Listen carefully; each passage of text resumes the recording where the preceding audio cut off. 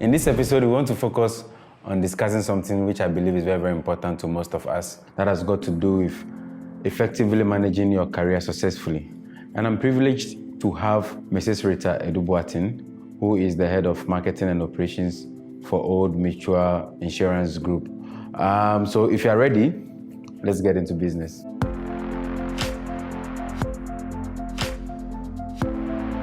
For me, I think that what should inform your choice of career is really what your strengths and your weaknesses are. You need to understand what your strengths are and your weaknesses. Passion alone is not enough. You could have a passion for something, but if your strength doesn't lie there, there's no way you can succeed in that. You need to understand what your objectives and goals are.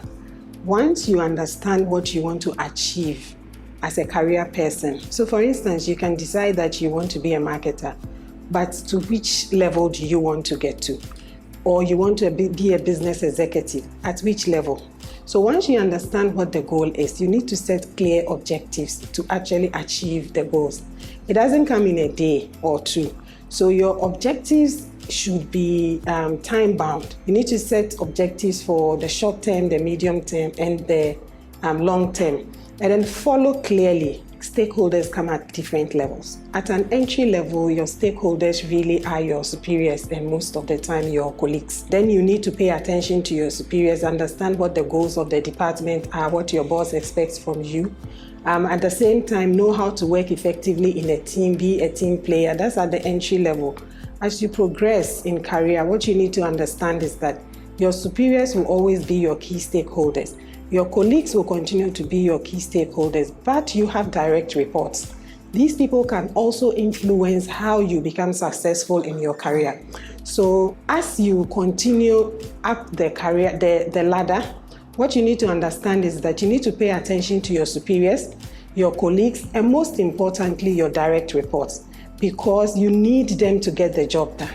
If you don't have their support, you would fail. So these are the three key stakeholders I believe that anyone who wants to have a successful career needs to pay attention to. Usually when we do SWOT analysis, we apply it to organizations. But to build a successful career, you need to apply the same principles in the SWOT analysis to your career goals. There are opportunities and there are threats. For me, I think that I have, in my own way, leveraged on opportunities that have come in my way. So when I started my career, my degree was in finance. My MBA is in finance, but I've never been in a finance department. So I was in marketing for about 10 years. And then last year, I had another opportunity to go into operations. Career, once you're in the corporate field, you shouldn't just be fixated on, I want to be a finance person, or I just want to be a marketing person, or someone in corporate affairs. When you are given an opportunity and your superiors identify a strength and they give you that opportunity, you need to take it, run with it, give it commitment, and that could help shape your next level in your career.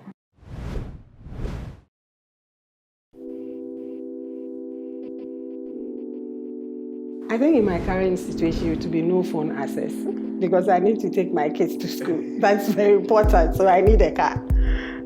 Yeah.